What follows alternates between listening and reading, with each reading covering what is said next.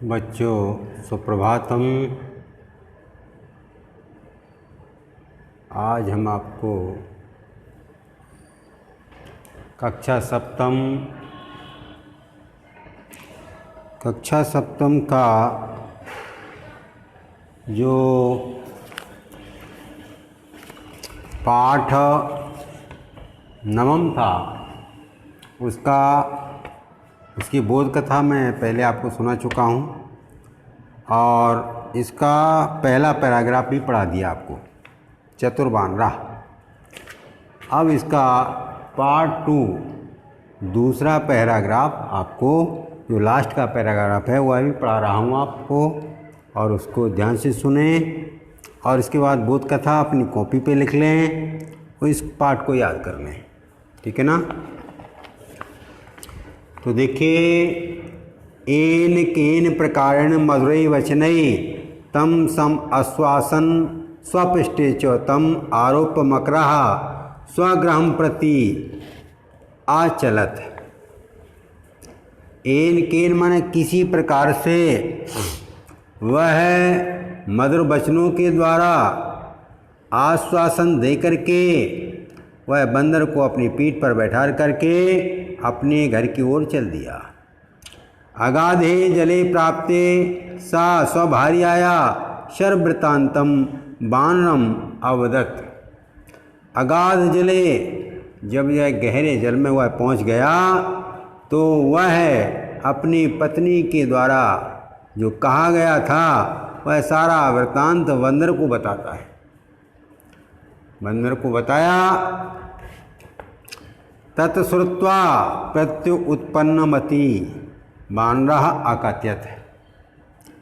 उसको सुन करके प्रत्युत्पन्नमति, मति माने बुद्धि, तीव्र बुद्धि वाला बंदर ने कहा, कथम न त्वं माम पूर्वम अवदत्।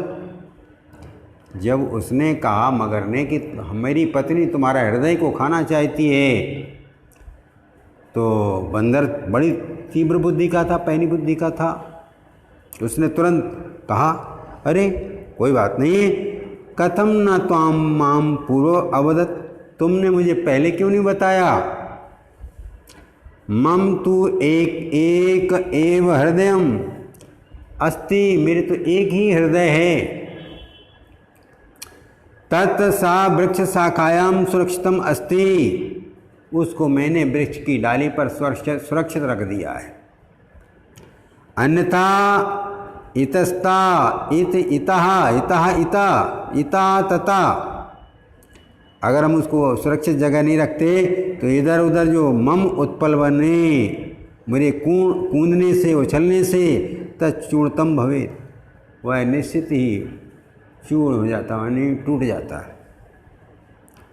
माम शीघ्रम तत्र नये, मुझे शीघ्र वहाँ ले चलो। इन अहम स्वहृदयम आनयामि, जिससे मैं अपने हृदय को उठा ले आऊँ, पेड़ से अपने हृदय को उठा ले आऊँ, मुझे शीघ्र ले चलो वहाँ। मूर्खा मकरा तथैव अकरोत्, मूर्ख मगर ने वैसा ही किया। तटम प्राप्य वानरा मकर पृष्ठात् त्वरितमेव उत्पलम वृक्षम आरोहत। किनारे पर जब जैसे ही बंदर पहुंचा तो उसने मगर की पीठ से त्वरित मन शीघ्र ही उछाल लगाई और उछलकर वृक्ष पर चढ़ गया। सहा मकरम अवदत्, और वह मकर से बोला, रे मूर्ख, किम कश्चिद् हृदयम वयम भवति। कहीं किसी का हृदय मनुष्य के शरीर से अलग हो सकता है? तद गच्छ, नहीं, तद गच्छ, तो जाओ, तत्पुनः माँ आगच्छ, और फिर मेरे पास कभी मत आना। लज्जिता मकरा जले निमग्नः अवत्। लज्जित होकर वह मगर जल में पुनः डूब गया, निमग्न हो गया। कहने का तात्पर्य ये है कि हमें हमेशा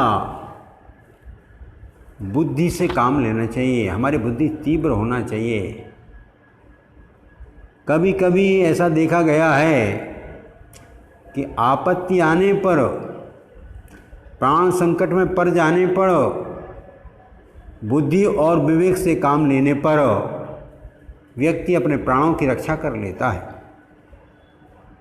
जैसे यहाँ पर उस बंदर ने की, अगर शायद बंदर बुद्धि न लगाता तो मगर के पत्नी का ग्रास बन जाता, मगर की पत्नी का भोजन बन ही गया था। उसने अपने तीव्र बुद्धि के द्वारा अपने को बचा लिया।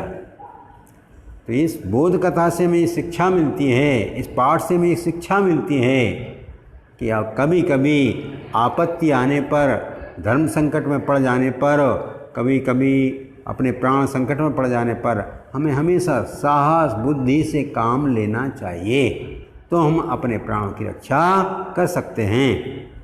ओके, ये पाठ पूरा हुआ और आपको हम जो है इसके प्रश्नोत्तर आदि भी भेजते हैं और इस पाठ का वीडियो भी भेज देंगे, आप लोग इसकी तैयारी कर लीजिए। ओके, धन्यवाद।